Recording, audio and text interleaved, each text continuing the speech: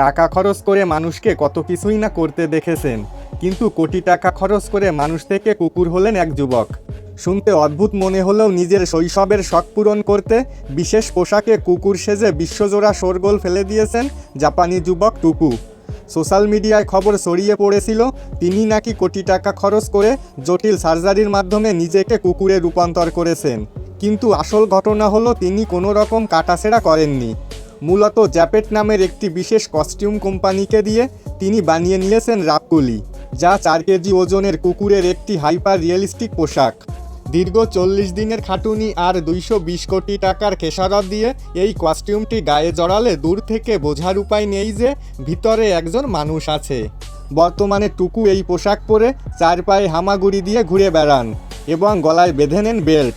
এমনকি পার্কে গিয়ে আসল কুকুরদের সাথেও ভাব জমানোর চেষ্টা করেন।